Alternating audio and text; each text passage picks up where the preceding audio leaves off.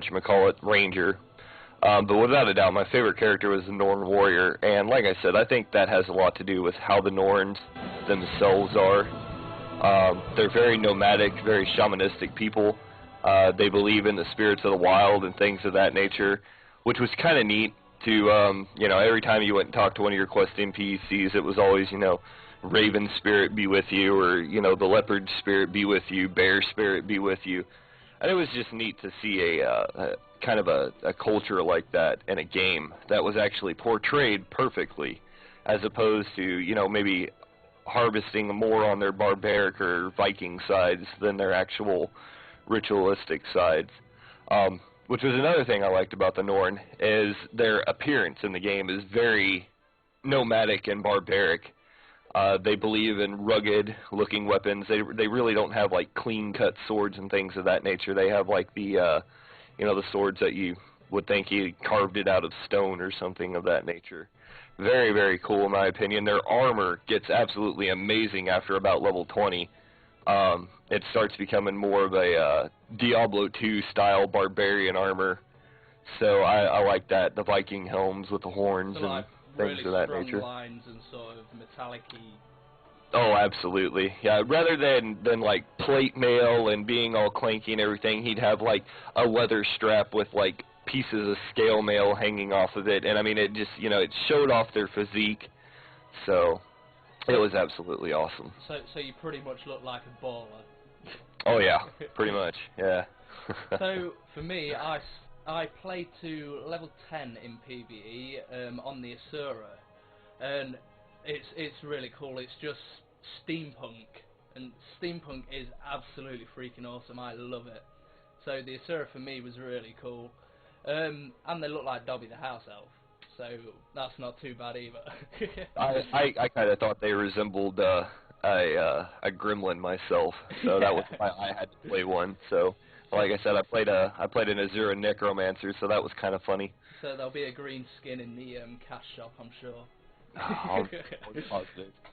So yeah, their story is really cool. I don't want to go too much into spoilers, but during their storyline, you've got two other characters working with you. The only problem I had with the Asura Star area was that the personal story, which is the story every sort of class and race gets to themselves, seemed really, really easy because you have these two other characters with you, and one of them pretty much tanked like a boss. So the sort of difficulty levels weren't... They weren't as hard as Beta Weekend 1, if you remember back to Beta Weekend 1, when shit was hard. I actually had the opposite problem in the Norn storylines. It seemed that my NPCs were weaker than me, which was kind of interesting, because during class quests and things like that, I would have to constantly revive the NPCs who were fighting alongside me, which I found to be quite entertaining, that these were supposed to be greater hunters than I, and here I am picking them up in battle, so I got a good little kick out of that. That's an interesting comparison, because I mean, the guy I'm referring to who was the big tanky tank is one of the robot dudes, I'm forgetting the name now, like the siege golems. He's a big golem dude, and he's badass, but to be fair, I was on Elementalist at the time, so I was dropping heals and shit as well, so maybe if I wasn't dropping in so many heals, it'd have been a bit harder, but with the healing in tow, it just seemed really, really easy. Yeah, I like the direction that Guild Wars 2 took with the NPCs who aid you in battle, because while they help, they don't exactly help. I mean, you still feel like the badass amongst them. So I really liked that feeling. It causes the storyline to grip you a little harder and make you feel like your character matters in the world, which is always important. You know, a lot of people say that storyline isn't important in an MMO, and I disagree. I think storyline is one of the most important factors in an MMO. A lot of people did not like Star Wars The Old Republic, and I felt that that was an amazing game purely because of how the storyline gripped you and held you to the end of your class lines. And Guild Wars 2 has done a good job of that as well. They just have the up and up because PvP is a hell of a lot better in Guild Wars 2 than it was in Tor. Oh, PvP is absolutely awesome, and everybody's on a level playing field, but we'll get into that in just a little bit. With reference to the story, I was one of those SWTOR players that, I wouldn't say hate the game, but strongly disliked it, is a better term, I think. The story was good, but it didn't have the mechanics to back it up, and that seems to be one thing Guild Wars has got right. The PvE sort of combat and playstyle mechanics are still really strong. Oh, absolutely. Guild Wars found a perfect blend between cinematic gameplay and progressive gameplay. I mean, as your character moves forward, he actually matters to the game's progression. I mean, you can't be level 21 and go into a level 22 quest and expect to come out on top right away. You know, you might get lucky with the level 22 quest and move on to your level 24 quest chain, but at that point, you get absolutely smashed, where in other games like, you know, Tor or even World of Warcraft, you could suffer being a few levels behind what your actual class quest was. But not the case with Guild Wars 2, which I really like, because then again, your character's progression ties into a storyline, and that storyline is what is motivating you to keep going forward. You know, you can't wait to get to that next path that your character is about to take, just to see, you know, okay, where am I going from here? So the storyline definitely made you feel sort of heroic and epic as a character. Oh, absolutely, absolutely. Yeah, so, you know, I had exactly the same experience. You know, again, without taking too much spoilers, the very first quest you'll take as a Norn, brand new into the world, just at the end of the quest line, you're like, okay, yep, I'm a true badass. Yeah. And everyone reminds you of it throughout the entire game, so it was absolutely fantastic. Without spoiling, think a raid-scale boss in the starting zone. Yep, it's pretty epic. It's truly freaking awesome. And another thing I liked about Guild Wars 2 was the interaction with NPCs, how NPCs would respond to your character. You know, I would always get hailed, and you could hear the NPCs in the major cities whispering about your character and things of that nature, which is, to me, is always awesome. Going way back in the gaming days, in Star Wars Galaxies, when you became an Investigation Level 4 bounty hunter, NPCs would talk about you as you walked through the cities, which was always neat. So I'm glad to see some games haven't forgotten that if your character is supposed to matter in a game, then the people within the game should be talking about you. So it's nice to see that NPCs will talk about your character as you progress through there. Yeah, definitely, and there's a lot of games that fail at that, like Skyrim, for instance. That's a single-player game. They should have been able to pull that off no problem, but they didn't. You could be the Archmage, and you walk up to people, and they're still like, "Oh, you look to have magical power." Right, I'm a freaking Archmage, dude. Well, and, you know, I like to use WoW for a lot of reference because we've had 8 years of World of Warcraft. It's kind of set the MMO stage. We all compare everything to World of Warcraft, whether we like to admit it or not. Fair or unfair, World of Warcraft is our standard as MMO players. Oh yeah, because World of Warcraft is up there. It set the standard. And absolutely. So at least for role-playing style MMOs, World of Warcraft set the standard. And everybody tries to compete on a World of Warcraft level, again, whether they want to admit it or not. As we saw with Tor, they tried to say we're not competing with WoW, but we all know they were. Oh yeah, of course they were. You always want to be the best in what you do, and if you're making an MMO, that is the standard. Absolutely, and now I'm not going to say that Guild Wars 2 is on a level to compete with World of Warcraft by any means, because again, you're comparing 5 years of development against 8 years of playing experience and a community putting in their input. But the nice thing about Guild Wars 2 compared to World of Warcraft is, again, the acknowledgement of your character and his achievements. In World of Warcraft, NPCs don't acknowledge you for your achievements. I believe it was in Wrath of the Lich King when the patch came down for ICC, for the big raid against the Lich King. You would literally defeat the Lich King and no NPC noticed you for that. It's like, come on, I just beat the guy who brought Scourge to our lands, and nobody's going to congratulate me on this? Are you serious? Use phasing. Have people waiting outside for me to cheer. I know, right? That's what I like in games, is when the NPCs react to your accomplishments, when they know you've done something just phenomenal within the world, and they're like, "You're amazing for this." You know, You've done the impossible. You've defeated this big bad. Yeah, it's awesome, and there's so many games that fail in that respect. So it's awesome to see the ArenaNet devs taking that on board, and actually it makes the world feel like it's alive rather than static, because people are reacting to what's going on around them and talking about it. Absolutely, and in my opinion, that was the one saving grace of Star Wars: The Old Republic, was the NPCs did react to you. They remembered. Yeah. You know, so it was always nice to, you know, go back to a world you had recently been on, and somebody be like, "Oh, it's you know, you, blah, blah, blah," and it was like, "Whoa. Wow, I haven't been here in, you know, a month and a half, and they remember me." So it was neat to see that, you know, games haven't forgotten. Let's make the player feel heroic. So, I mean, because after all, that's why we're playing these games, is to be a heroic champion. Yeah, and to do stuff that you don't do day to day. That is why we game. Oh, exactly. You know, if I wanted to not be acknowledged for my hard work, I'd kept my job at Walmart. So let's move on a bit to the actual quest systems. Now, there's two different types of questing. There's the heart system, which is sort of like your standard quest system, and then there's the dynamic events that sort of mix in with the heart system to add a bit of flavour and a bit of life to the world. So what was your experience with questing in general? You know, it's interesting you bring that up. I actually didn't ever feel like I was on a quest, short of my story quest lines. The hard events, I didn't feel so much were like my standard quests as much as they reminded me of like the reputation grinds in World of Warcraft when you were working on those, you know, the Argent Dawn reputation for one. I remember spending months and months and months working on my Argent Dawn reputation. That's a better way to put it, actually, reputation as opposed to questing. Right. It isn't really questing. You're not saying, what do you got for me to do?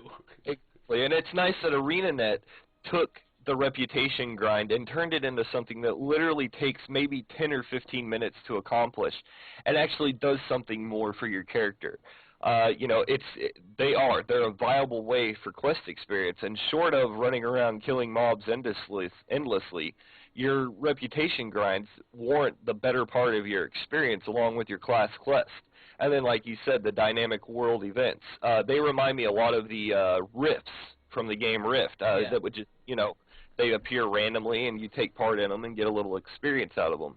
And that's what those reminded me of. So it was kind of nice to see a mixture of the two come together, and you know, you could actually do both at the same time. I remember doing several of my reputation quests in conjunction with a dynamic event and completing both of them and getting a full level out of it, which was, you know, 20, 30 minutes of work, and bam, I have an entire level on my hands. So I like that. The grind is not repetitive. It is not tedious. You never feel like you're doing something. It doesn't, to me, seem to be a grind. I mean, like I said, it's a very sort of linear level progression as opposed to a big peak when you get to the top level. So to me, it just didn't seem grindy. Absolutely. I didn't feel that it was a grind at all. And I am a player who cannot grind PvE. If it becomes repetitive or tedious, I drop off very quickly. I mean, it took me 2.5 months to hit level 50 in the Old Republic. Yeah, I'm the same. Anything that was far from a grind, and I still couldn't handle the repetitiveness of the storylines. But the nice thing about Guild Wars 2 is everything is so progressive and so linear that you don't realize you are progressing through the world until, oh my god, hey, I just earned a level. And I like that about the game. It keeps your interest, it keeps you going. The dynamic world events, you know, yeah, you may do the same one here and there, but the reward from it is always different. You know, you always get something more than what you got the last time you were there. So, to me, that's important in a game. If you're going to repeat content, there needs to be a reason to repeat it. And in Guild Wars 2, that reason is better loot if you do better. Well, one thing I found really interesting as well is, as you're sort of wandering around, having sort of the Skyrim effect, these different NPCs run up to you and starts, oh, can you do this? This is happening, can you help me? And if you follow them, then there's no picking up of the quest. If you follow them, you enter the quest area, essentially. And that's something I liked about Guild Wars 2 as well. There was no going and picking up a quest. You're not a champion walking around looking for work. You have people coming to you saying, I need your help. And to me that was important because, again, it makes you feel more of a hero champion than just some random sword-wielding human who, you know, happened to run upon a guard of the Night Watch who needs you to slay 12 boar. Yeah, one thing as I sort of progressed through the Asura starting area a little bit was, I don't want to give any spoilers as I've said, but you get to the stage where all the Asura love you if you do the right things. And with that, NPCs were running up to me and recognising me and saying, oh, you're such and such, you did this, can you come and help me with this, blah blah blah. And there was none of this exclamation mark, right click, read the text, off you go. They were actually coming and interacting with you as opposed to you searching net for them. Right, and to me that's something ArenaNet got right. You know, your character shouldn't, if he truly is the champion and the badass that they want you to believe you are, then he shouldn't have to go looking for work. The work should come to him. Yeah, definitely. Which, you know, I really enjoyed about the game. It made it much more fun to play in that style. And then, you know, on top of that, your leveling progress it doesn't seem to ever get longer.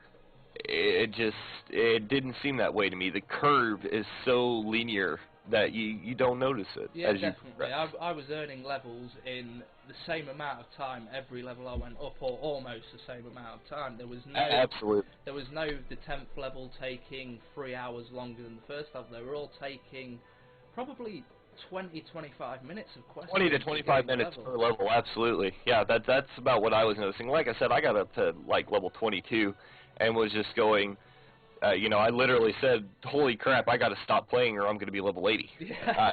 I didn't want to ruin the game before it came out. I had the same experience. I got to 10 and thought, I'm going to have to stop and just go do PvP or I'm going to ruin the game for myself. Yep. I had to stop my PvE at level 22 as much as I didn't want to. I was enjoying it, but I didn't want to quite ruin the game before release day.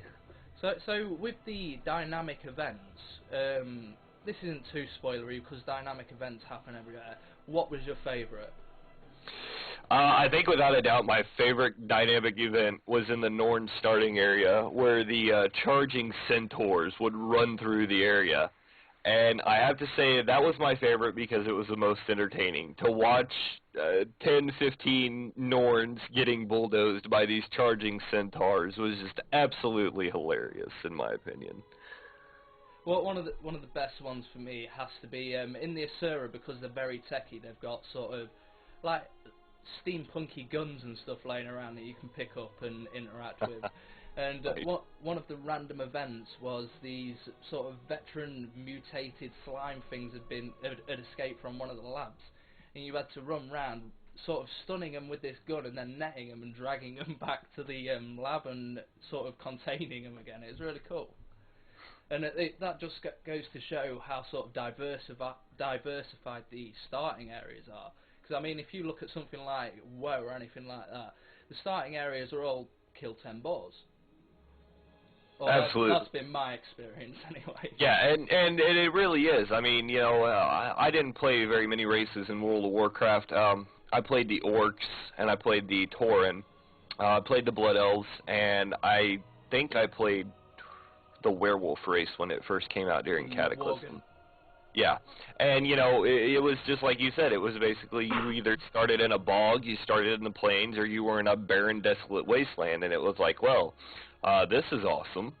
So, I like how the starting areas for Guild Wars 2 represent the people who live there.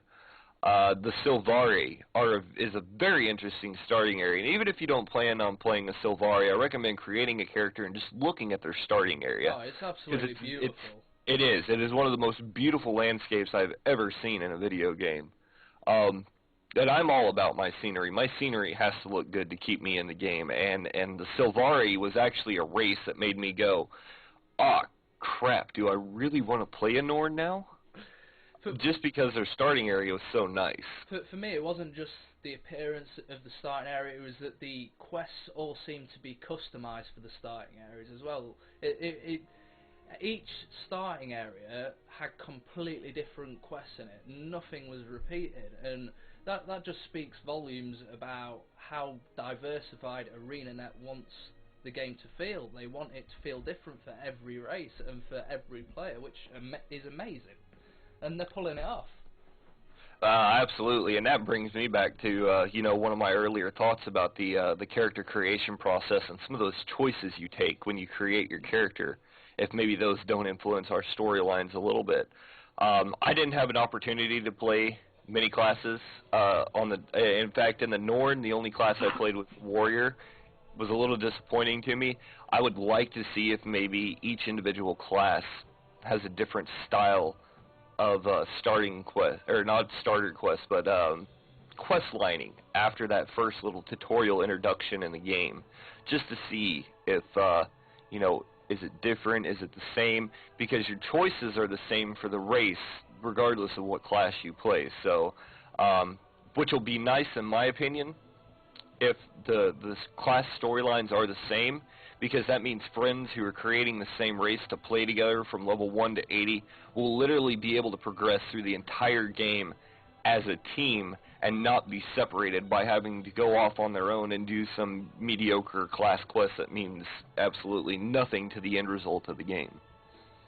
What did you think to the actual combat system itself? Did it feel responsive enough and all that sort of jazz? It felt unique.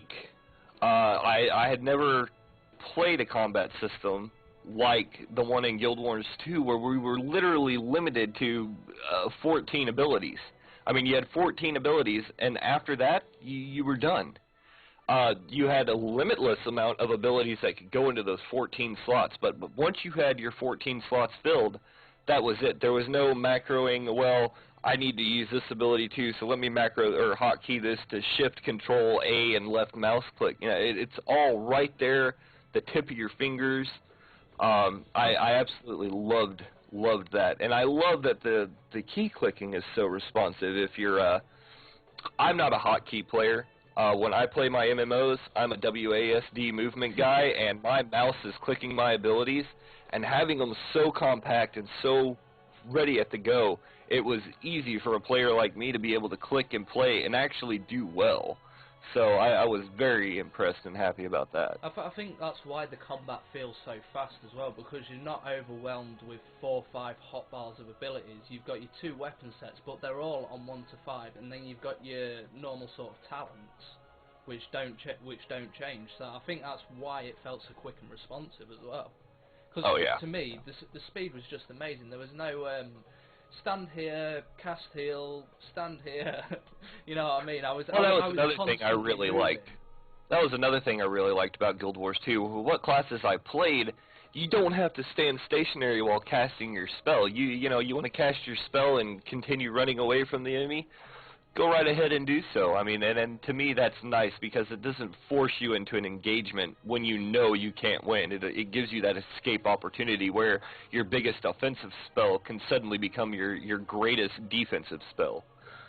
How hard was it for you to get used to sort of the movement whilst in combat? 'Cause I know for myself, it took a very long time in that first beta weekend to get used to moving while I was casting spells and stuff, because I'm just not used to it and using the dodge and stuff. Right, yeah, it took me a little bit to notice it, to absolutely get used to it. About the 3rd time I died, I was good to go. I realized, oh my god, I can run while casting spells in my 3rd death, and was like, alright, well now I got this. Revolutionary, you're not rooted while casting a spell. Why has nobody done it before? Absolutely, that's how I felt.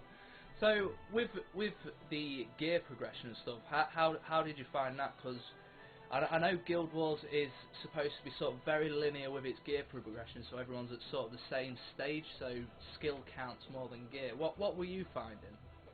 I found gear progression to be almost non-existent. Your gear progressed, but it progressed at such a small intermediate level that you never really even noticed it. You always felt like you were in the same gear you were in, especially appearance-wise. The appearance of the gear is very small in its change. You don't go from chainmail shoulders to scale mail shoulders and see a dramatic change in the appearance of your character's armor. nor the stats in it. I think my first piece of armor loot was only a 2-point armor bonus above what I was wearing. And by the time I was level 22, I was only seeing like a 30-point difference in the amount of armor offered from my armor I was wearing at the time compared to what I had gotten at the beginning of the game, which I really liked. And my appearance had not changed much. There were slight differences in the way the armor sat on my character, but you could tell I'm level 20 out of 80 levels. I'm still a noob, and my armor showed that. You know, I wasn't wearing epic-looking armor at level 20 with 60 levels to go in the game and looking like a true badass. I looked like maybe I was finally realizing there were better armors than chainmail out there. So yeah, you just rolled into combat and you're like, shit, and this dress isn't working. Right, so I'm going to switch over to a kilt, which is literally how it is. You know, you start with your dress and go, well, hell, I need a kilt. So I absolutely loved it. I love that they don't put you in an amazing-looking armor so early in the game and that you have to work towards that, like, you know, like you would have if, you know, say medieval times and you're a knight, you know. You're not going to start out with the Black Knight armor and, you know, wearing Crusader capes and things like that. You'd have to work towards that. And I like how Guild Wars 2 does not give you that in the early game. They say, no, if you want to look like a badass, you have to get to the badass stage of the game. How did you feel sort of stats-wise? Would you prefer it to be more stats-focused, so you're getting bigger stats on your leveled-up gear, or are you quite happy with it being sort of linear stats and only one or two? I'm quite happy with the linear stats. I'm also glad that a company finally realized that even though I'm playing a warrior as a tank, I may not want to be a tanky tank warrior. I may want some DPS and survivability to me at the same time. So I really like the unused rune slots and how I can mix and match and take out and put in, and I can decide the stats on my own without the game telling me, no, you cannot change the stats on this armor. I really like that progression in the MMO industry. You know, we saw it with Star Wars: The Old Republic with its attachments and the armor. We're seeing it in Guild Wars 2 with the way they've done their runes. I'm hoping that becomes a new norm. I really, really like that. That gives us, the player, the creative freedom to make the character we want, and that's why we buy these games. We're not wanting to play Blizzard's idea of what an orc warrior should be. We want to play our idea of what he should be, and Guild Wars 2 is going to offer us a chance to literally take a template character and mold it into the champion we want. This was one of the big things that I had to keep reminding people. People were saying, I'm playing a Mesmer, so I'm damaged, and I was, no, you're not. You can be a healer, you can be damaged, you can be a tank in sort of dodge capacity. You've got absorption tanking with a Mesmer. It all depends how you build it. Absolutely, and that's, you know, in my opinion, that's something that both BioWare and ArenaNet have set a new level on the MMO market for.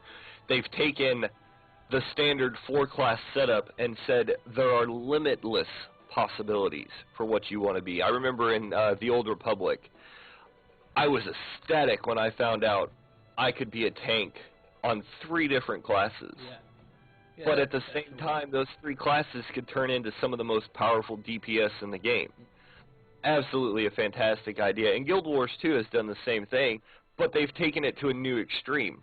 For Guardian, for instance, you want to be a tank? You can be a tank. You want to be a healer? You can be a healer. You want to be a tank who can heal? We've got that too. Yeah. And to me, it's just phenomenal to have a tank who can say, I will protect you and heal you at the same time is just amazing. Yeah, this is what I was finding as well, and to have, like, my Mesmer, I built a tanking build on it in PvP, and it was just amazing, because it could absorb damage. Obviously it had a low health pool, but as long as I kept my shields up, that didn't matter. I was tanking in cloth. Yeah, and that's something, you know, people should look at as they go into Guild Wars 2, is we're not restricted to the standard class setups as we were. I mean, I found a healer spec on my Norn Warrior, And I was like, what? Are you serious? A warrior who can turn into a healer? And that's what he was. He used battle shouts to buff and heal his allies. And it was absolutely phenomenal and so viable in PvP. I was amazed at how viable it was in PvP. So it tickled me to death to find something like that. This is one of the things that I'm really looking forward to, seeing how creative the community can be with its build once, sort of a couple of weeks in, once people have broken this mindset of, I have to trait this way.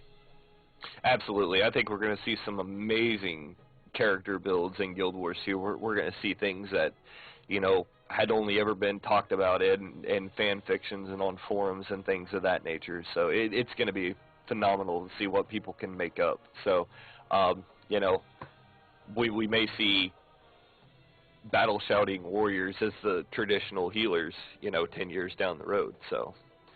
What was your experience of World versus World? I know you did some with me. How much did you do overall? World versus World. The only thing I have to say about World versus World is I hope it is not a Zerg contest. Yeah, that was sort of my feeling as well. It felt very much like 50 people zerging a single fort. There was no strategy involved, it didn't seem like.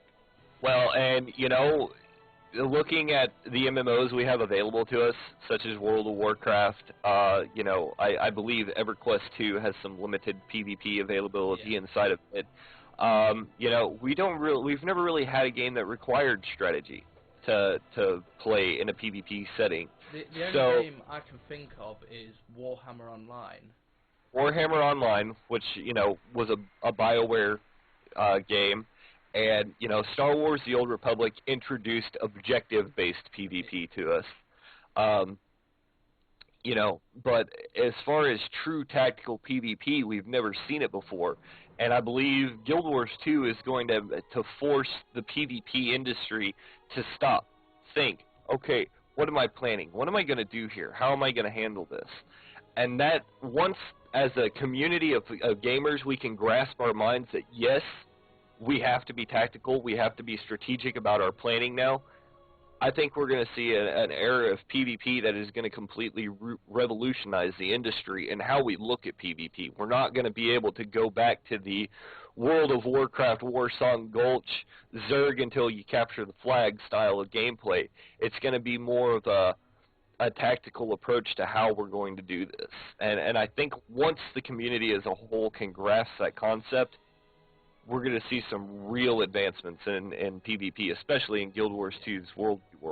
This is what I'm thinking as well, but I do think it's going to take a few weeks after launch for people to basically get their shit together.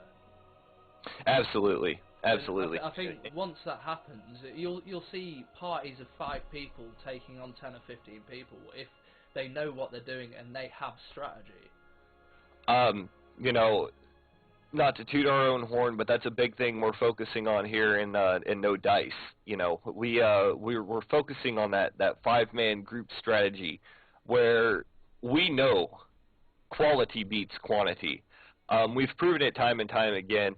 You know, going back in the ages when No Dice was first forming as a guild in Star Wars Galaxies, we called ourselves Aegis, and we played on the Ahazi server. We would roll around in groups of 10, 15, maybe 20 max guys in Star Wars Galaxies and completely decimate entire armies of the Rebellion. I mean, we would take out 50, 60 players, no problem with just our 20. And we were renowned for it because we used that tactician-style gameplay. Now, it may be easier for those of us playing in No Dice when a majority of our leadership roles are former military. You have, you know, Radix, the leader. He's former Army military mindset. I'm the co-leader, and I've got my Marine Corps history behind me. But I believe it's that style of leadership within No Dice that we've been able to take these tactician-style PvP settings, and we've almost set a new standard for PvP in the games we've been in. A lot of people are aware of our accomplishments in Rift because it rocked the Rift forums when we did it. We were 20 guys who took on 160 people and came out on top. Yeah. We won. 20 on 160, and we came out on top. I mean, we were talked about for weeks on the Rift forums. So, and you know, that was when we realized tactics do beat Zergs. And as frustrating as it gets when those tactics don't look like they're working, they are. You just gotta hang in there for the long haul. Well, one of the things with PvP as well is, again, we need to, I think we need to break this mindset of here are your tanks, here are your healers, here is your stealth, because I just don't see it working like that. Absolutely, and I agree. And, you know, it'll take time, and it'll take players rallying together and realizing that the game does offer something more than a Zerg strategy. And once that happens, we're going to see a phenomenal game. Yeah, definitely. So, and, you know, talking about the grouping and things like that, Ravix and I spent a very long time figuring out how we were going to group no dice during World v World and PvP and things like that. And while we may not have a great setup for it, we feel we've got a setup that we're hoping other guilds, even if they don't join, you know, if you're players who don't want a guild or you've got your own guild and things like that and you're always looking for tips, you know, we don't care for people taking our tactics. We want you guys to take our tactics because that's why we've designed them. We've designed them to revolutionize PvP, and we want people to see how it's going to, how PvP should be and what it could become if we all worked on it. And, you know, we've got our core setups in No Dice. We have the Stone Guard, which is our main tanky type of guys. You know, and when we say tanky, we're not talking just warriors. You know, you don't have to be a warrior to be in the Stone Guard. You could be a tanky mesmer and take part in the Stone Guard. It's not necessarily just tanky, because I mean, tanks can deal out a fuck ton of damage in this game if they're spec'd right, again. Yeah. And, you know, that was something we noticed. I played a Sword and Shield warrior for a couple of hours in Guild Wars 2. And I was amazed at the amount of damage, not only I was able to take, but the amount of damage I was able to give. And it's like, you know, here it is. You were the badass that we've been talking about. So, yeah, I mean, that was it. So, and, you know, like I said, we've got these PvP setups in No Dice. We've got our Stone Guard, Medical Core, Shadow Core, and the Bombed Core, you know, and it's, to me, the way we have it set up makes sense for a game like Guild Wars 2. You want those people sticking together. You want your tanky people sticking together, you know. You want those tanky guys sitting together, because if your tanks aren't working together to protect your healers and your support classes, why even bring them in? You know. I do think though. Sorry, we're getting into guild tactics discussion here. I do think we need to mix it up in some ways, but we'll discuss that later, because I wanted to discuss that with you and Ravik, some of the tactics I've got in my mind. Right. So yeah. Anyway, back on to World versus World. What did you think of the capture and hold system on the keeps? I liked it. You know, when people hear about it, they think, oh, well, I got to run to a castle and capture it, and that'll be the end of it. And I like that that's not the end of it.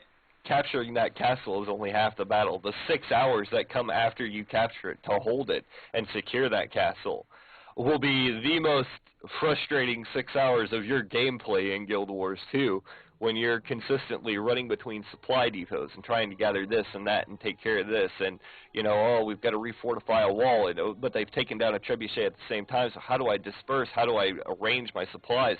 It is such a mind game in World versus World that it's going to take people out of their comfort zone. It's going, and not just take you out, it's going to rip you out of that comfort zone and say, okay, now what are you going to do when not only you have an objective to defend, but you've got 7 other objectives, mind you, that take a good 10-15 minutes to walk to, that you have to defend as well. So to me, that's just amazing. I absolutely love it. And I can give you guys a perfect example. We were being attacked in a keep in one area, and it was constantly backwards and forwards. It wasn't, you just charge forward and zerg into their keep. You can't do that, or you get AoE to death, as we experienced trying to cross a bridge.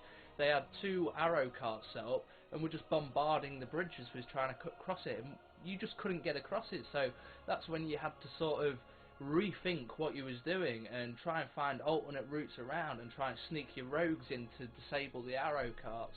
All sorts of sort of tactical thinking and mindsets involved in WVW, which I love. Absolutely, and that was something that I enjoyed the most about World versus a scenario-based PvP. Was it was more involving, there was more to do, you were more inclined to watch what was going on. Guild Wars 2 is one of the first games I've played in a long time where I wish my minimap would tell me more. Yeah. I wish my minimap was larger and more detailed than what it is. I constantly found myself opening my map in Guild Wars 2, World v. World, and looking, okay, what do I hold right now? What do I hold? What do I need? And how can I get around my enemy to pull off this victory? And I believe it was a couple of our guys who were going to be in the Shadow Corps. A couple of our thieves and our rangers got together and actually did an amazing flank on the enemy at one point. Almost completely took them out because they caught them off guard so well by stopping, looking at the map, and padding out how they were going to go for it. That's it. It's all about planning in WVW. If you can think on your feet and plan ahead, you're going to come out on top. If you're just zerging, you're going to run into a well-organised party of 5, and they're going to absolutely smash you. No matter if you've got 15 and 20 people, they are going to smash you if they know what they're doing and they're organised. Absolutely, and I agree with that. In Guild Wars 2, it is definitely going to be quality over quantity. You can bring 100 guys to battle, but if the other team has 50 well-organized guys ready to go, they understand their roles and what they're doing, they'll wipe you every time. Yeah, definitely. What did you think? This is something we're missing, sort of the PvE stuff, but what did you think to the Vista system that they added in this beta weekend? I kind of felt like I was playing an MMO style of Assassin's Creed. Well, the Vista system was interesting. Explain to us what the Vista system is. Well, the Vista system was a very interesting type of POI system. You would find these little, what looked like maps to me, hanging above vantage points in the game. And it's a task all in itself to get to these Vista points. You'll see them on your mini-map and map if you open them up as 2 little red triangles. What their full extensive purpose is, I'm not sure. I think it's just kind of a little eye panoramic treat for, hey, you climb to the top of this ridiculous mountain, now here's a view of the entire map from this panoramic view. And I thought it was neat, but you know, I found it to be one of those things, once I got one, I found myself wanting them all. Yeah, completionist mentality. I don't know if anybody else felt that way during the beta weekend, but it seemed like every time I got one somewhere, I was like, well, crap, there's another one over here. And so, you know. I do agree with what Lime Hat has just said in chat, though. He's put, Vista's a fun fluff, though I don't like the floating maps so much as they ruin the look of the area. I do agree with that because... I agree. It was kind of odd to see floating maps above buildings and things like that, but... yeah, and this is what Guild Wars has sort of beaten in a lot of areas, like the questing not having exclamation marks and stuff. But this is just, they've snuck it back in. Yeah, and that's understandable. So, and again, a thing we need to remember with the Guild Wars 2 betas is nothing was final. You know, that could change over time. So, we'll just have to wait and see what August 28th holds for us. What did you think to the class balance in PvP? I did not see an alpha class. If there was an alpha class in Guild Wars 2, I would have to give it to the Trebuchet. Yeah. The world in Guild Wars 2. Yeah. So, I felt the classes were very well balanced. As a warrior, I was able to take down rangers, thieves, necromancers, elementalists, mesmer. I mean, there were very few things I couldn't kill in World v. World. But on the same note, there were very few things that could not kill me as a warrior. Yeah. So it was nice to see that, yeah, I'm this big bad warrior, I'm taking down 3 or 4 guys, but I get 10 or 15 dudes on me, I'm done. Well, that was one of the things I loved. It just sort of following your warrior through the middle of the battlefield, dropping heals on you while 15 people tried to zerg us. Yeah. And that's something, you know, that's my play style as a player. I love playing those melee classes and going into the thick of things. I played a Jedi in the majority of my career in Star Wars Galaxies, back when Jedis were true badasses and we could take on 15, 20 guys by ourselves. You know, so being the melee class has always been my play style, and I just, I'm a very firm believer that in some point in my past, in my bloodline somewhere, there were some knights or something, because I just have an infatuation with sword-on-sword gameplay, and I love the feel of being up in the enemy's face and bashing them, and I'm completely different. I'm English, and obviously I'm a wizard because we have Hogwarts here. So right. Magic classes are my thing. You know, you guys have Harry Potter in England, and we have Batman here in America. So with the World versus World, how did you find sort of the leveling experience within World versus World? Because obviously they're trying to make that a viable option for leveling. Personally, I thought the leveling was way too slow. I agree. World versus World is not a viable way to level your character at all. I think you get about 11 experience with a little bonus every time you kill a player. Now, I did not get any objection experiences when I played World v World. I was never around for the objective rewards and things like that, so I can't tell you how viable those are, and that may be the key to leveling in World versus World. Let me just interrupt you a minute, because Nightmare, one of the QAs for ArenaNet's poked, and he says World versus World experience is still not finished. Okay, well there we go. So you know, there we go. Leveling will probably be faster at launch. But you know, it's an understandable. You know, there are those of us who like to level in PvP. I am one of those players. I absolutely love to level in PvP. It's how I leveled 3 of my toons in Star Wars: The Old Republic, strictly through PvP. You know, it's more enjoyable for me because I'm one of those players. Yeah, okay, I've got one Norn warrior, but I may want a second one, and I'm not going to want to play through my quest storyline again. So, you know, PvP may become a viable option in the future. From what I've seen in the beta weekend, absolutely not. Yeah, Limehats just put experience sounds about the same as you get in PvE for kills, and it's honestly not. Well, to me, monster kills, I was getting about 6, 7, 8, 9, 12 experience to kill. That's my mistake. You talking monster kills? For some reason, I was comparing it to quest experience. And that's what it's lacking. It's lacking in the quest experience point. So, you know, that's why I say it's not viable. Yeah, that was my bad. That's why I've got Nex here, so he can call bullshit when I say stuff that's wrong. The experience per kill, absolutely. And, you know, not getting as many kills, not true. In World versus World, on an average of 2 minutes, I was killing 30, 40 guys. I mean, it's crazy. What I do in World versus World, again, I'm a WASD player. I click my abilities because how do you kill players in Guild Wars 2? Spam that F button. So all I'm doing is walking around WASD, spamming that F key with my thumb and clicking on my mouse. Yeah, that's a good point, actually. You manned the arrow cart for a long time. I absolutely did. So, you know, that was some killer XP for you. My girlfriend, she was here for a short time this weekend, and as I was playing Guild Wars 2, I kid you not, all she heard the whole weekend was just yeah. All she heard all weekend, so I think that's all we heard from everybody on Mumble when they left their mics open, just click, click, click, click, click. Absolutely, absolutely. Because the pace is insane in this.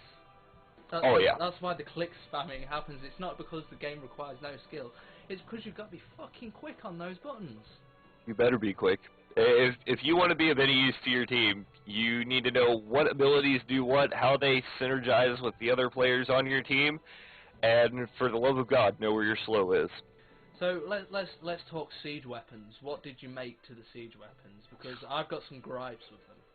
I had about 200 silver when I walked into my first World v World map, and I got a little key happy at the upgrades guy, and I ended up buying a siege master for one of our keeps, and then I think I bought just about every schematic he had available. I did So the same. I built about one of everything. I got to play with the catapult, I got to play with the trebuchet, I got to play with the arrow carts. So it was very interesting. Out of all the siege weapons, I found the trebuchets to be the best, but the most reliant in its ability to stop the enemy, I actually found to be the catapult. Purely because it seemed like while the catapult was less reliable in its accuracy, when it hit somebody, it hit they're somebody. going down.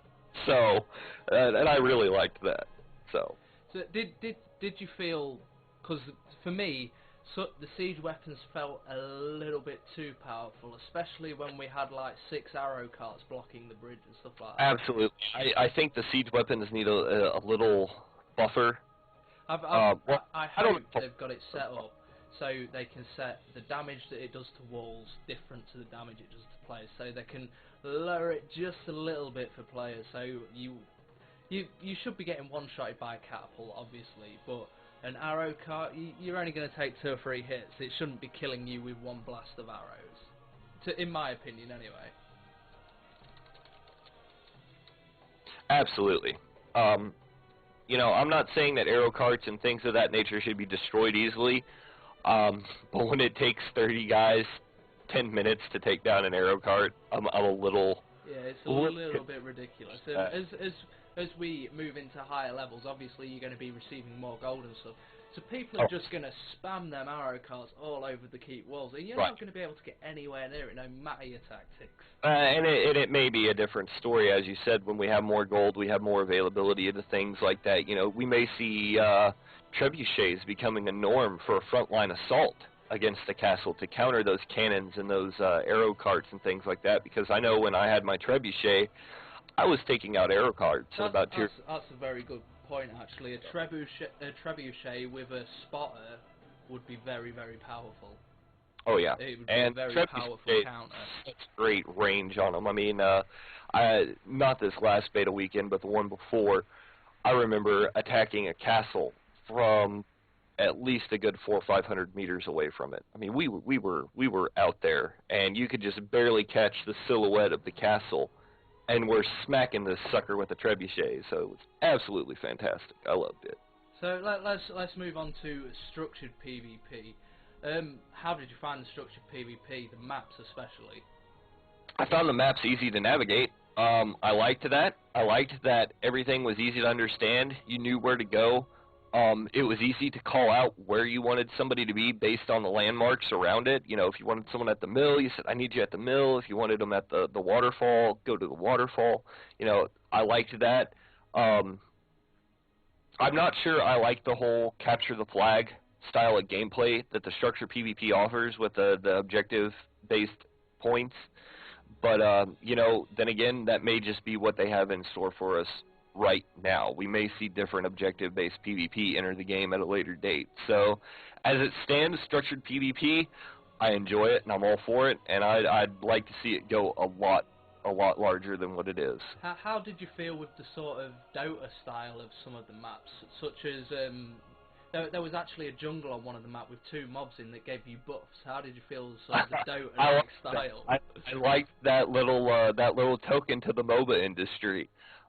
Because I think the majority of us in No Dice are, you know, we are current MOBA players. We play League of Legends, and, you know, we are for the most part MOBA players since we've been waiting for Guild Wars 2. So I like that little ode to the MOBA. You know, we recognize you as an important part of the gaming industry, which is always nice when one game gives a little ode to another genre. So I think it should happen more in the industry. One thing that I would love to see is a sort of League of Legends style map with 3 lanes. You've got jungle. I would love that. It would be interesting for sure. How likely it is to happen, who's to say? But Yeah. that would definitely be interesting. That would be a fun PvP map. Yeah, definitely. Especially with it being sort of the viewpoint you've got and stuff, as opposed to over the top of the head, behind the shoulder. It would be cool. Right. Yeah, I agree. It would be neat to have a MOBA style PvP arena in a game like Guild Wars 2, and it's a game that could pull it off. You know, will ArenaNet go that direction? Maybe something that needs to be mentioned at the next E3 or Comic-Con convention. What did you think to the PvP gear in structured PvP being purely cosmetic and not having stats? I like it. I like it a lot. I like that your stats come off of the gear you already own. It's not a gear grind. It's purely based upon how do you want to look. And I think that's how it should be. I think the stats should be specific to the character and not his gear. I've always hated games that gave your character stats through your gear. It was like, you know, I've got the sword of epic, I'm going to face roll. Right. You know, when I get up in the mornings, I don't have a particular T-shirt that has, you know, +3 to stamina or anything like that. That +3 to stamina came from, you know, me making sure I had a good night's rest or whatever. No, you can buy that. You can buy a +3 stamina shirt. I've seen them on Amazon. No, I saw those. I've seen them. I've considered it too. I saw a few other ones that I wanted to buy too, but I won't go there for the sake of young ears being listeners today. But you know, I've always hated statted gear in games because I feel like, you know, it's the character becoming better, not his gear. And I love the fact that it provides a level playing field, which makes tournament play a lot better. Because if you're going into esports and stuff, the worst thing you can have is an uneven playing field. And Guild Wars, the devs have already said they want to go into esports. If there's an unlevel playing field, it's crap. Absolutely, I agree, and that's nice. You know, I'm an esports fan myself. I have my membership and sponsorship from the MLG. You know, I've had it for a good 5-6 years now. I've never competed on a championship level within the esports community just because it's not really my thing. But I have friends who do it, and I know people who do it. I've gone to a couple of the championships to watch them. I think it was about 3.5 weeks ago. There was a MLG championship in Anaheim, California. I was out there watching it. You know, I love going to them. And to know that a game company stopped and said, I want to do it competitively, but we want skill to matter more than who has the best gear. And in my opinion, that's what esports is all about. It's all about the skills of the players. So put them on the even playing field and say, okay, show us what you got. So Chi was just asking in chat, are you able to join PvP matches with 4 or 5 people, or do you need a whole group to join in with others? The way it's set up at the moment, you can solo queue, or you can use a tournament ticket to enter a tournament match, which is 3 teams and it's a knockout match. The way the tournament matches works is you can solo queue for a tournament match or join with as many people as you want, and it will fill the group in if you haven't got enough people. So there's options there for both solo play and group play. Absolutely, and you know, on top of that, like we said, you know, with the solo queue, you can go in by yourself or you can go in with your group. And if you've only got 2 guys who want to go in, it'll fill the other 6 spots needed for that PvP map for you. And so it's just, you know, you can go in with as many as 8 or as few as 1. And it rallies around what you need. One thing to remember with the structured PvP, not the world versus world, the structured PvP hasn't got like the fort system and the giant map. It's strictly PvP maps, is you don't gain experience while in structured PvP because it automatically levels you to 80 and unlocks everything, so you can build how you want in structured PvP, which again is leveling the playing field. Yeah, and again, one of the nicer things I like about structured PvP, so did you get any chance to play with the Mystic Forge? I did, actually. This is I something was I didn't kind get to do. I was kind of surprised at the Mystic Forge. It is very unique in what it does.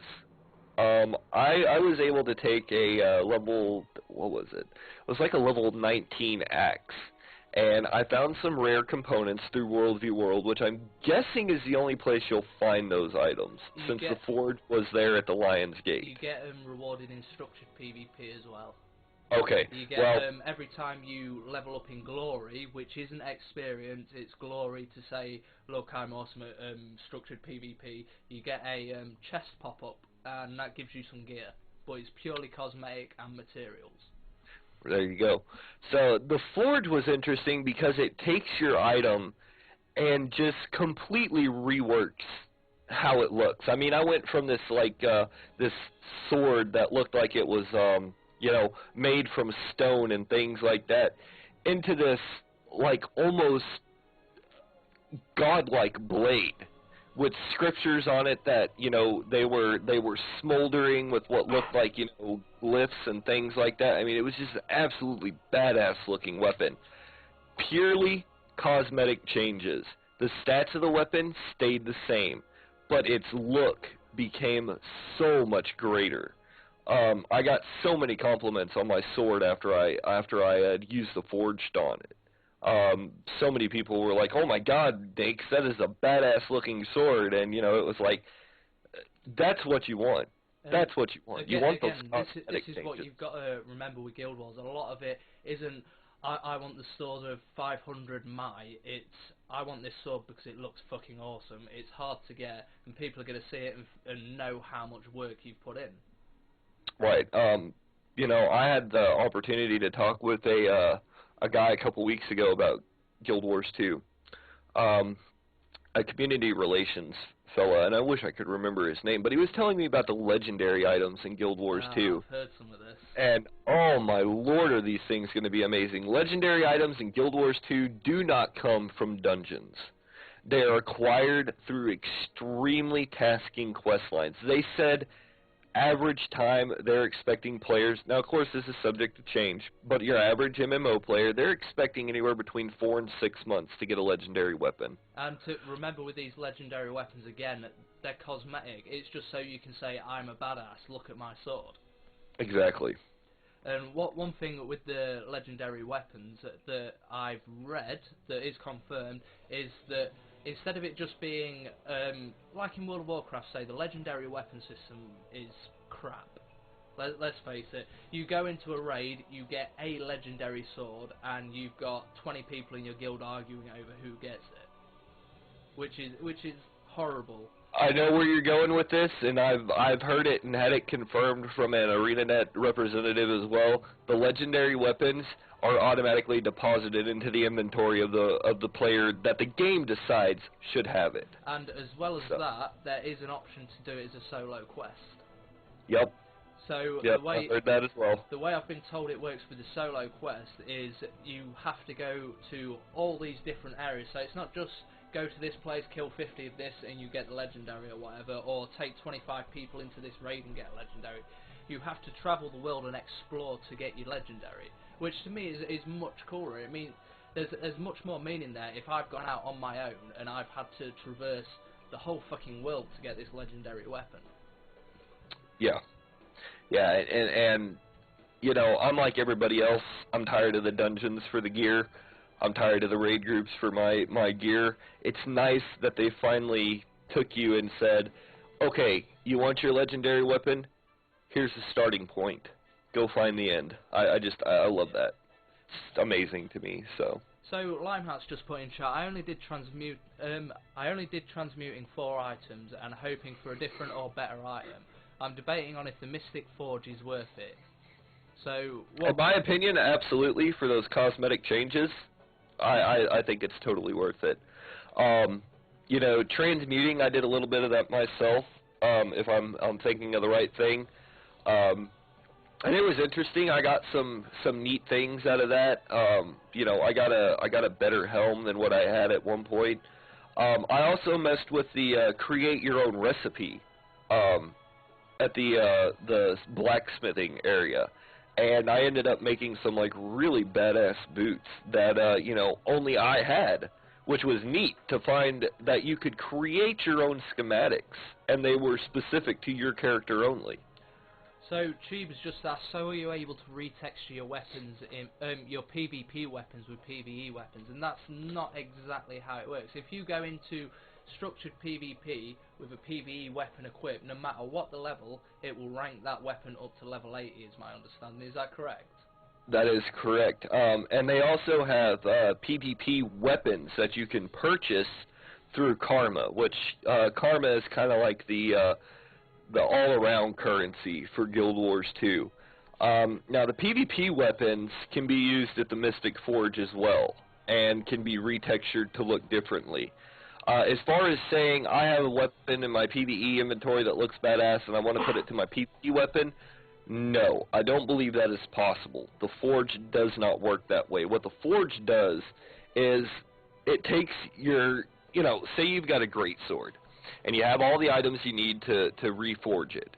What it does is it runs through the database of all the appearances available for a greatsword, and gives it, you know, on a random roll, gives that greatsword one of those appearances.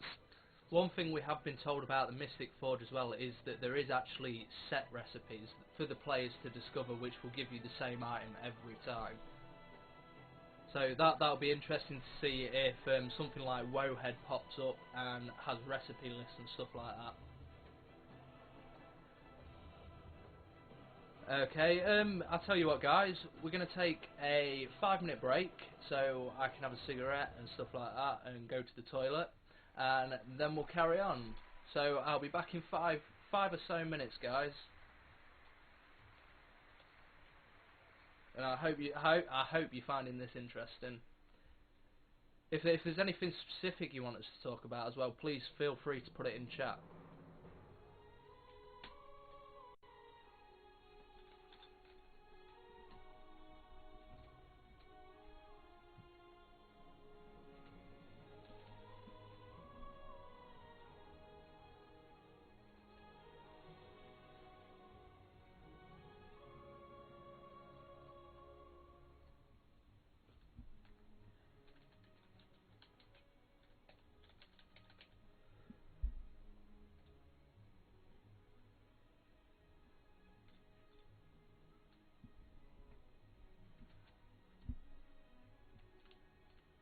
Yeah, again, all questions are welcome. Just stick them in the chat and we'll get round to them when we have opportunity. So I'll be back in a few minutes, guys. I'm going to go to the toilet and have a cigarette, and then we'll kick off again when Nyax is back, because his girlfriend's just arrived. Okay, back in a few, guys.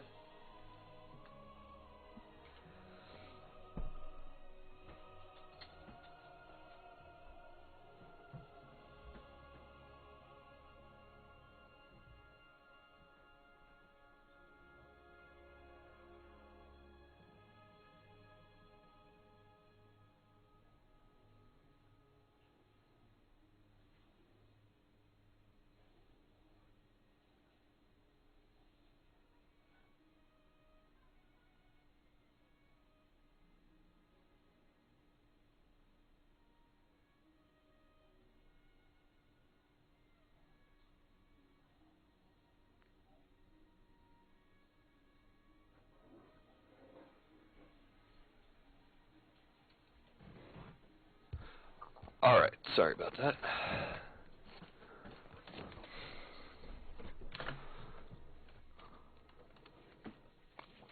I'm back. I'm back as well, and I apologize. That's cool, man. I'm just going to have a cigarette, and then do you want to do like another 15 minutes and we'll call it? Cool. Yeah, that sounds good. I'm actually going to step out and have one of those myself real quick. That works for me. Alright, be right back.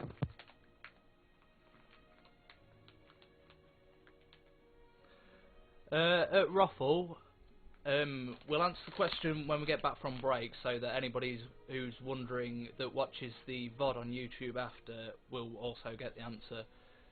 So we'll sort that out when we get back. Again, questions welcome. I think for the last 15 minutes we'll probably talk about a few more little bits, and then we'll go into viewer questions for maybe the last 5 minutes, and it'll all be you guys there. And maybe we'll do this again because I'm really enjoying it. I'm getting to squee about my favourite game.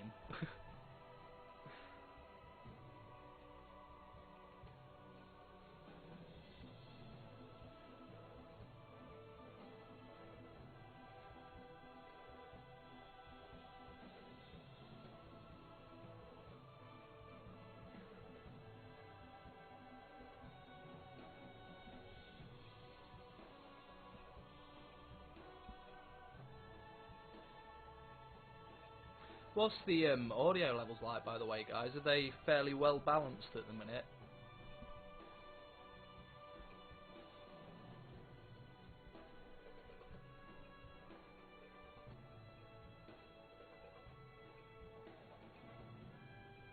Awesome, sweet.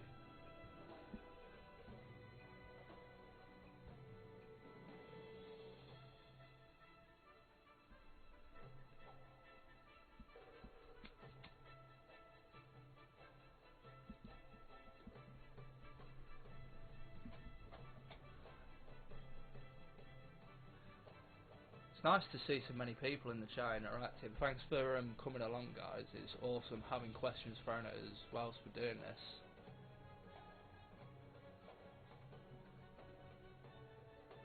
And it's awesome to see what you guys are enjoying and stuff like that.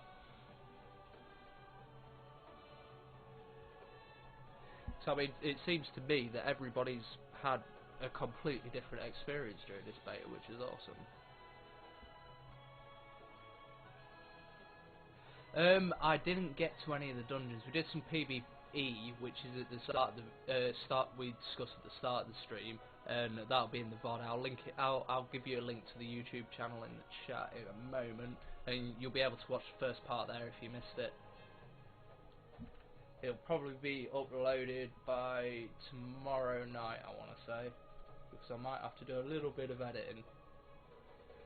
Give me a sec, and I will just grab you the link.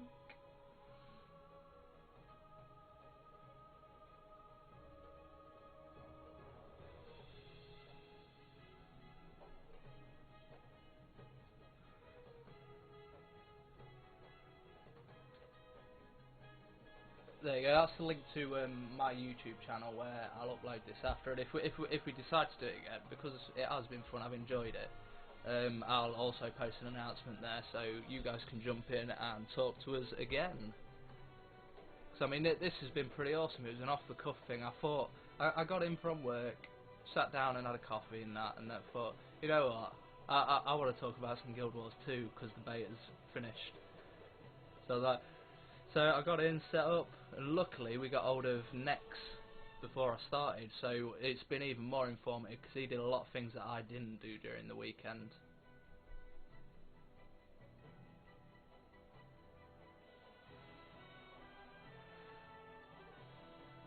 Yeah, he's awesome, man, because me, if it was just me, it'd have been done in 15 minutes because I'd have nobody to bounce stuff off.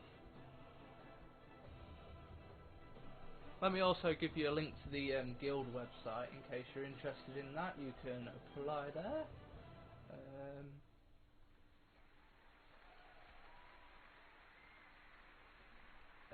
We don't know what we're playing, what server we're playing on launch yet. I don't think, but oh, there you go. NoDiceGaming.org. Does that work now?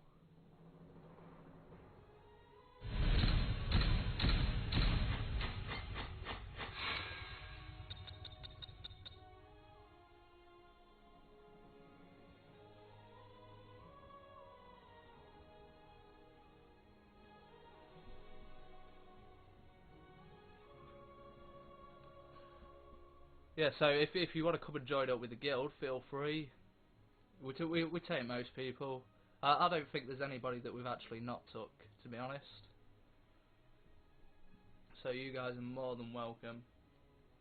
Cheers, Weir. I've got the wrong link. I've got the engine site link.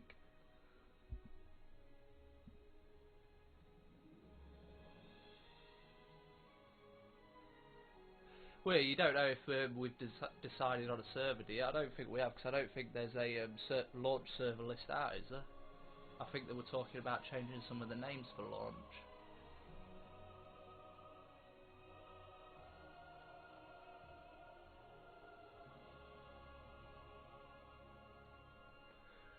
We can talk a little bit about the dungeons, though, Chi, if you want us to, because I've seen the videos and I've spoke to the devs about dungeons, and I'm sure that Nax has as well. Nakes, even. I can't pronounce his name.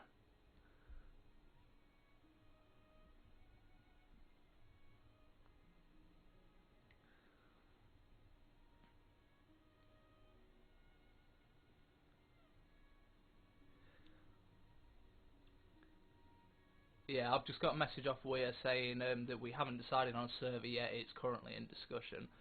So, if you guys are interested in the guild, go to the website, apply there, and when we've decided on a server, you'll know as soon as we do.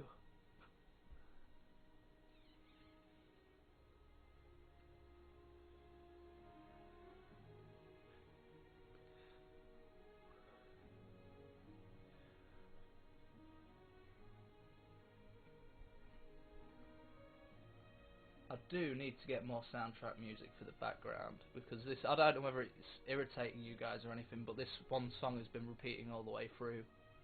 It's one of the Guild Wars songs. I need to get the Guild Wars soundtrack at some stage.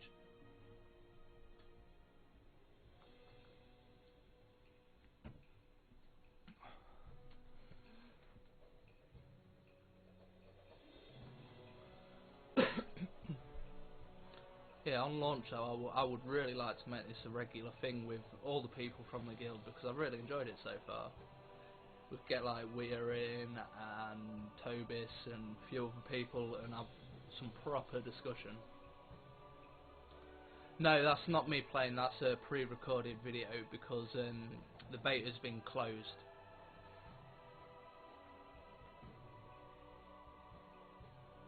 That's a cool line.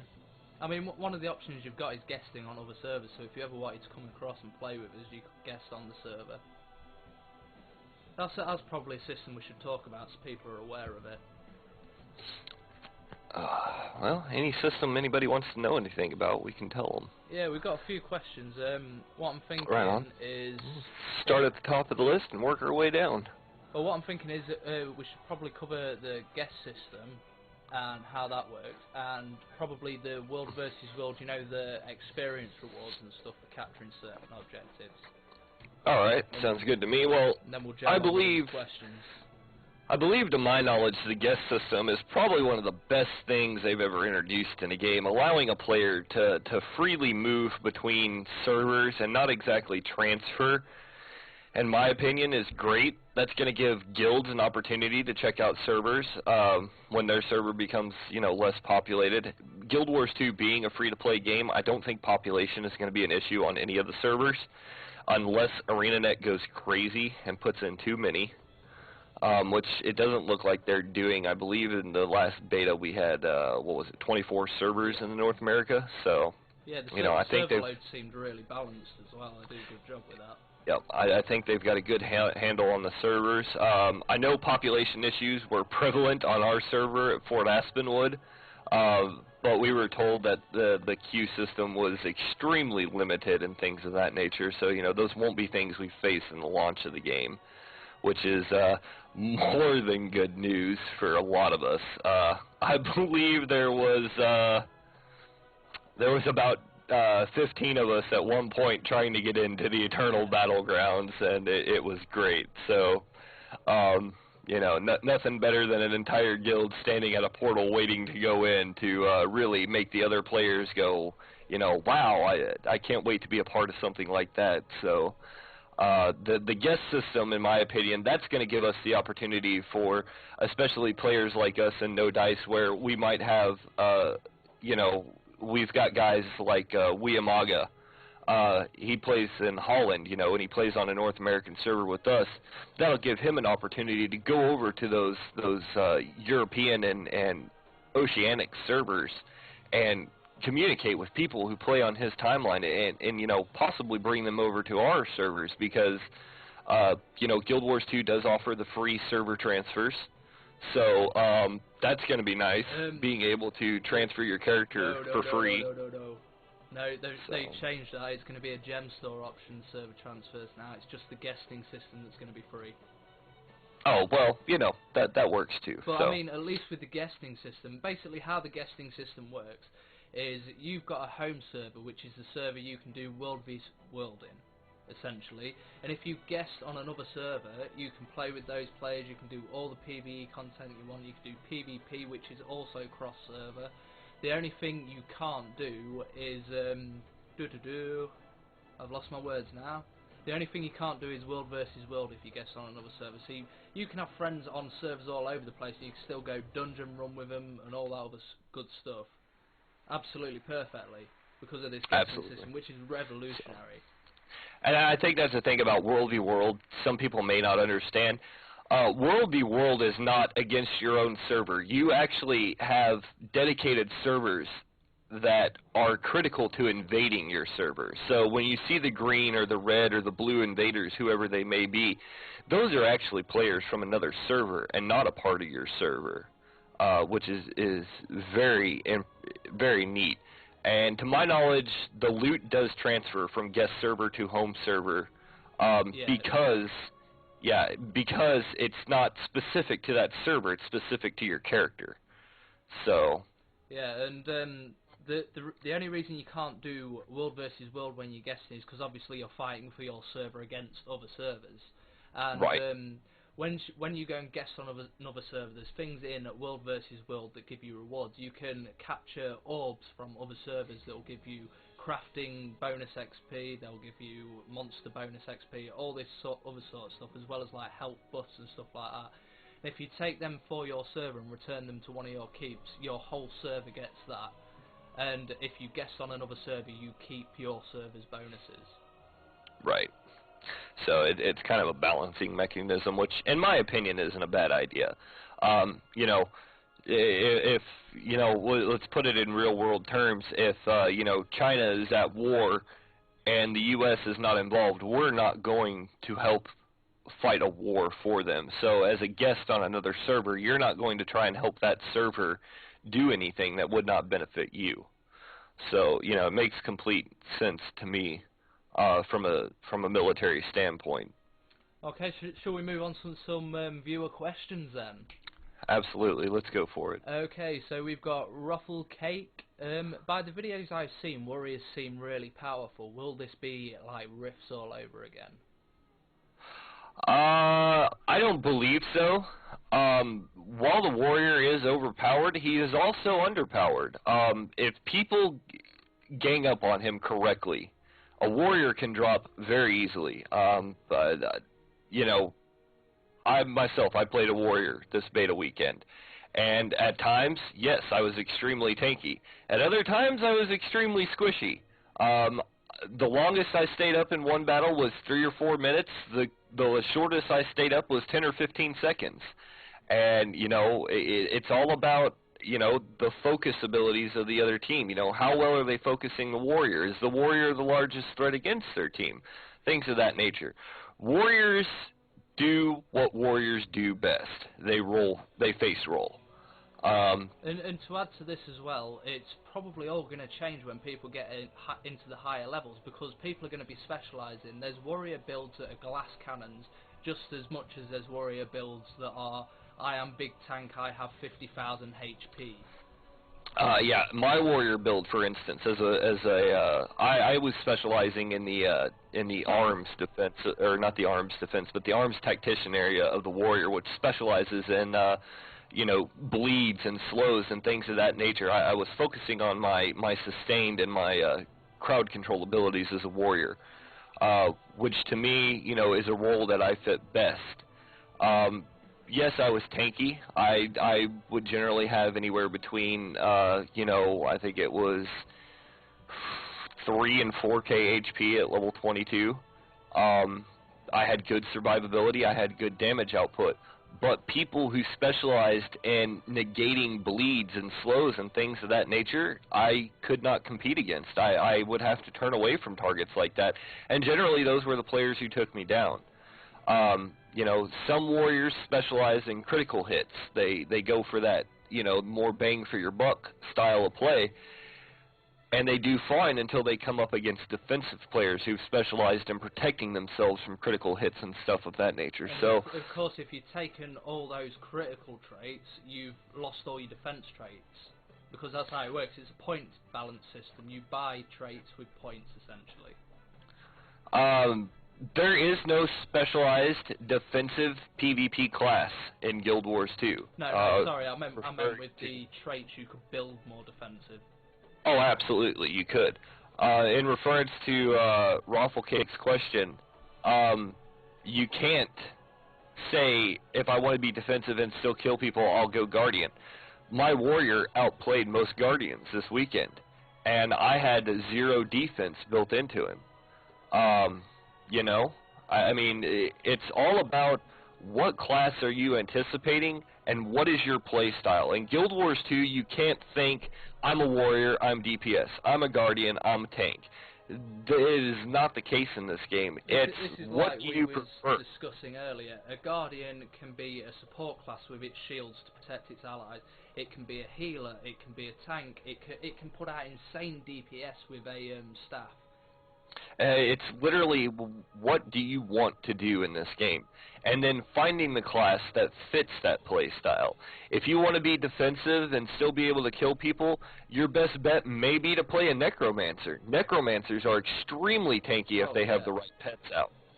Yeah, and as well as that, their ultimate is freaking awesome. That is that the tankiest the Grim ultimate Reaper? ever, Yeah. Yeah, their Grim Reaper is absolutely amazing. So, you know, I know Mesmers get really, really badass later on.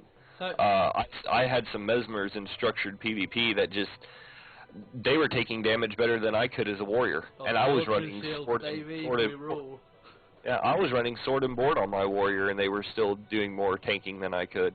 So it's essentially down to, you can pick whatever class appeals to you, and you can build it how you want. You can perform not every role, but almost every role with every class. Right, right. Like I said, for the first time in a game ever, I played a support healer on a warrior with battle shouts. And to me, that was when I stopped and said, okay, they've broken the fourth wall. There is no, this class is restricted to this. It's, what do you want to do? Look at your character and what do you want to do? You're saying you played a protection warrior in World of Warcraft, but and what should you play in Guild Wars 2? But again, you can still play anything within reason. You can play a warrior, you can play a guardian, and they've all got skills that will morph into how you want to play it, depending on your build. I mean, I don't know if it was Elementalist or if it was Mesmer, but I remember seeing one of the two classes this weekend playing with a sword and shield, and I was absolutely blown away at that. Seeing a class that was not that melee style, that they were a spellcaster running with a sword and shield. It was like, holy crap, really? Essentially, the best thing to do is probably look at a few videos of the different classes and decide what skills you like the cosmetic appearance of, because let's face it, Guild Wars 2 is cosmetics. Absolutely, everything is cosmetic in this game. You know, your skills are going to be the same, you know, regardless of what you, well, that's not true. Your skills change based upon your weapon, but your gameplay, well, that changes too. But essentially, your gameplay will be however you want it to be, depending on how your gameplay is what you want it to be. I mean, there is not a limit on what you can do in Guild Wars 2. If you want to be a guardian who uses a staff, like a mage, go for it, because they have casting abilities. I played a little bit of the staff guardian during this last beta weekend, and I was amazed at how viable he was as an actual role. Well, and it was just like, wow, really? One of the most curious things I saw was a thief playing a tank. Because they were playing an evasion tank, they were popping abilities that had 8 seconds of void all damage and stuff like that. So they could stay in the fight forever and not have to back out and back in again, because the way they were built, it was built to be a tank. One of our guys did that, Sodomizer. He played as a defensive thief in this last beta weekend, and it was absolutely amazing, this stuff he was able to do. He was able to not only crowd control, but he was able to single out a single target. He could draw a target in and tank it while the rest of our guys took him down. And it was so amazing because, unfortunately, when Guild Wars 2 starts, we're all going to be in the World of Warcraft mindset. Warriors want to take them out. Oh, that guy has sword and shield. We don't want to go for him because he's a tank. And that may not be the case. He may have a sword and a shield, but he may be their healer. Yeah. And that's how he has himself set up to heal. Well, one of the things in structured PvP that worked in my favour was I was playing a Mesmer, which you wouldn't assume is a healer, because obviously the Elementalist looks like a healer. So I was running around healing people, and nobody picked me out as the healer. Right. So it's just different tactics, different builds. It all depends how you want to go and what you're comfortable with playing. The thing I like to say about it is, in Guild Wars 2, everybody is your greatest threat, and they're also your weakest link. There is no wrong targeting choice in Guild Wars 2. When you go after somebody, they are fulfilling a specific role to their team, whether it be a role that is filled by 3 other players or a role that they are solely filling. No matter who you are targeting, they are important to the success of that team. Okay, the next question, again from Rufflecake, is what endgame content do we have to look forward to? That's a good question, because I myself didn't get anywhere near the end game. I got to level 22, and remember, in Guild Wars 2, we're starting out with 80 levels. So I can talk I have a little bit on it, because I talked to Nightmare, who's one of the ArenaNet Q&As, and we discussed a little bit of it. So basically, the end game is...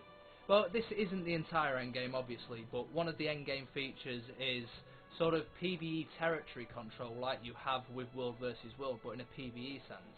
So the last zone is pretty much the home of the gods. It's got all the gods' temples in and stuff, and undead are pushed in. And your goal essentially is to decide how you want to attack. You can attack by land or by sea. We've got no foothold there, so we've got to work out how we want to go in that way. And we essentially need to capture these temples to unlock the last dungeon, which is really cool. It's going to be a lot of PvE pushing and pulling, and I think that's where a lot of the guild content's going to come in as well, in these sort of new territory control mechanics. But essentially, for endgame, we've got dungeons. Do you want to talk a bit about the world bosses next? Do you know anything about them?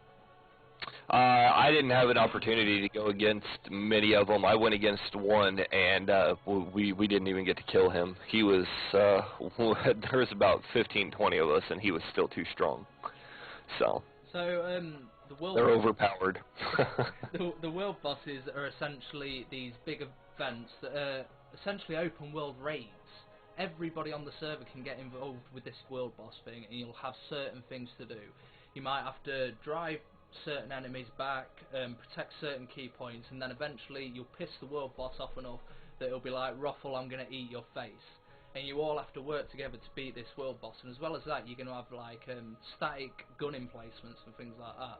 So the Asura have got like essentially laser guns set up, and you'll have to defend them from the world boss's minions whilst using them to hit the world boss, and all sorts of little cool mechanics.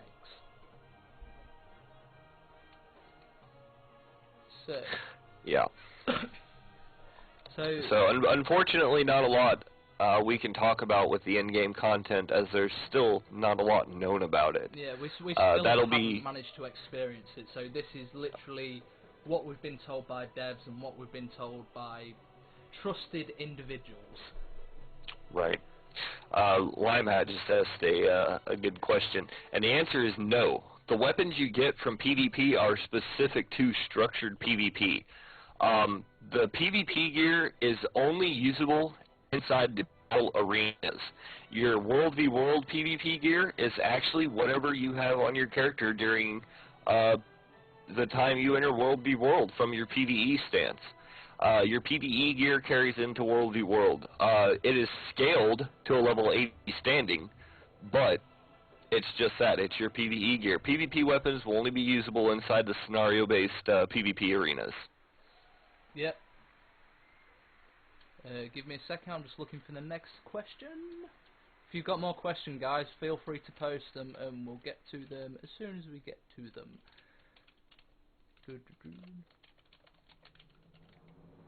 I've just lost my place in the chat log. Did you also play the PvE part dungeons and stuff, or just PvP at the weekend? I'm going to be uploading this sort of live stream as a VOD on the YouTube channel, which I'll link again at the end of the stream. We discuss the PvE elements in the start of the thing, but as for dungeons, I haven't got to touch a dungeon yet. I personally did not get to do one. Again, I was playing with my guild for the majority of the weekend. You know, and in No Dice, we were focusing on our PvP structures and things of that nature, how our command chain was going to handle things and stuff of that nature. I will say we did notice that inside the World v World, there seemed to be PvE dungeons that offered specialized gear for I can confirm characters. that there is PvE dungeons and PvE jumping puzzles and stuff in World vs. World.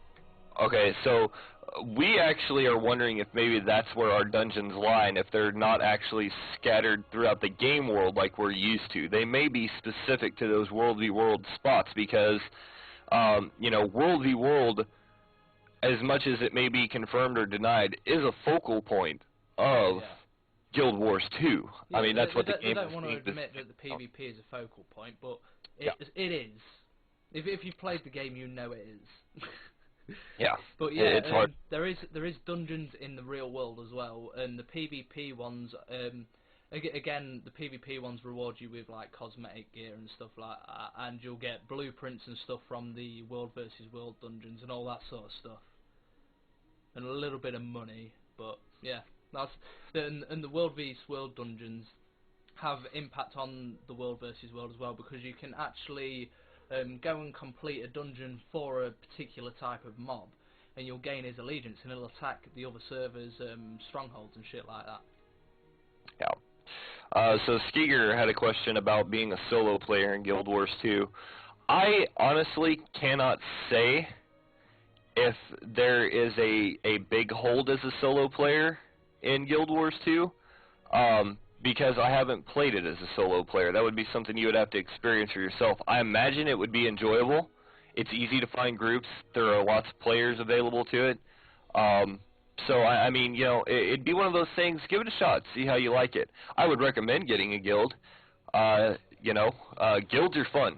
You know, and it maybe you just haven't found the right guild, which, you know, anybody in here who's looking for a guild, I encourage you to check out No Dice. We're always looking for new members. We accept players of all ages, all races, all nationalities. You know, whatever class you're anticipating on playing, we'd be more than happy to have you guys. You can check us out at indiegaming.org. And, you know, anybody who... If you want to post links in the chat to the guild stuff, go for it, man. Oh, yeah. Our guild leader is actually in the chat with us right now. So, my experience with solo play, because I did some solo quests and stuff like that, was I didn't really have any problems. As for World vs. World, Ravix is completely right. You can solo in World vs. World, essentially, and solo queue for structured PvP. The World vs. World, if you try and solo the World vs. World, there is some PvE solo content there, and you'll also just get swept up with people. Say there's a warband charging through of 30 people towards a fort, you'll get swept up with them and you'll follow them, and you work together without needing to form a structured group, essentially. Absolutely, and then that was one of the nicer things about Guild Wars 2 is, you know, whether you were solo or grouped up, you merged with everybody as gameplay went on, which was great. So I know there was an instance where we were the only ones, DICE was the only guild defending a keep, and 10-15 minutes into our defense, next thing we knew, we had like 7 other guilds around us helping defend this keep, so it was just absolutely amazing. The good thing about World vs. World is you essentially have to work together, but you don't have to work together as in you do this, I do this. It just happens. It's strange. It just flows together, and people end up together to take the bigger keeps and stuff. Absolutely. So Rain Monkey wants to know about the character creation choices. The races do have racial abilities. It's kind of interesting how the racial abilities work because they actually won't be available until level 30. They do not affect your character. They're all kind of cosmetic choices and things like that. Like I know the Norn Warriors when we hit level 30, we were able to actually transform into the spirits that were talked about at the earlier parts of the game, such as the raven, the wolf, the bear, the snow leopard, and we were able to take on those forms. That's been changed so they will affect PvE gameplay, but racial abilities are disabled in PvP. So it's all about fairness across the board. Right. So, choices while creating your character that affects your stats, I didn't see any. The character creation process was, for the most part of what I could see, purely cosmetic. So it was interesting to see. I mean, you know, when I create a character, it takes me a good hour to make my character. I'm so tedious about character creation. With the racial abilities, there's no stat boost or anything like that, so you don't need to pick a Norn if you want to be a Guardian, because there's no, like, +5 might to the Norns or anything like that. Again, it's all about balance. Every race can be every class, because there is none of this stat bonus stuff. Right. Guild Wars 2 is skill-focused and not stat-focused, I would say. Right, and, you know, as Ravix pointed out, you know, our racials are being changed to work in PvP as well, so, you know, that'll be pretty much it. You know, do you want to be a bear while you're in PvP, or do you want to have a golem running around beating down your enemies? Is it just structured PvP they're disabled in then? 'Cause I know they're disabled in one of them, because they said Nightmare said at the weekend they're disabled them in one of them. I don't know. I didn't even remember changing it. I will look it up, and we'll do another one of these sometime, and I will tell you then. Make a difference on your armor. Your armor looks completely different across the board on the race. So, you know, whereas a Norn, I looked somewhat of like a Viking barbarian as a warrior. A Sylvari warrior looked like, well, to all extensive purposes, like a lilac bush. So, you know, he had flowers and leaves and stuff coming off of his armor, where mine was chains and scale mail, so... Yeah, that's a good point. Armor appearance can depend on your race. Yeah, so, I mean, you know, keep that in mind when you're making your character. It does kind of give you an overview of what your armor will look like on each race. So, you know, that may help influence your character selection a little more. So the next question is, any idea if the final beta event, Hunger Games, will be appearing in the final release? Had a ton of fun. I myself was at work, so I haven't got a clue what the Hunger Games was. Did you have any experience with it, Ajax? I caught it kind of towards the end. From what I gathered on that, the answer is no. It was a beta event, and that is how it will be remembered. It will be remembered as the final beta weekend event. Kind of just a little fun thing between the community and the development team. So, you know, is that to say they won't continue to do things like that? Absolutely not. My belief is a development team who stays active with the community is a development team that keeps a great game. So Star Wars Galaxies was great about doing events with the community when they first started. You know, hopefully ArenaNet realizes that, you know, the development team isn't there just to make the game. They can also play the game. And Star Wars Galaxies also had a lot of player-run events that the devs would support. If you put in a dev ticket for an event and they thought it was a good idea, they'd come and spawn stuff in for you. And I mean, that's stuff that we as players, guys, you know, stuff we can focus on as players. That is stuff we can focus on as players. We can ask for that support. We can ask for that help. We can say, you know, hey, I want to sponsor a community event on my server. Is there any way I can give dev support? And the nice thing is the majority of these devs are more than happy to help and stuff like this. Yeah, they appreciate that creativeness. And the Guild Wars 2 team has said already that they've got a massive team after launch that is literally going to be in the world, checking on events and stuff like that to see that they're working with the dynamic event. So I assume, and it's a big assumption, but I assume that they most likely will end up supporting player events in some way, and I can also assume that they're going to be running some events from the dev side. Maybe there's like an invasion or something and they run an event for it. I think an MMO without those in this day and age, I agree. So I agree. I'm going to have to start wrapping this up because apparently my food is nearly ready. So we'll take a couple of final questions.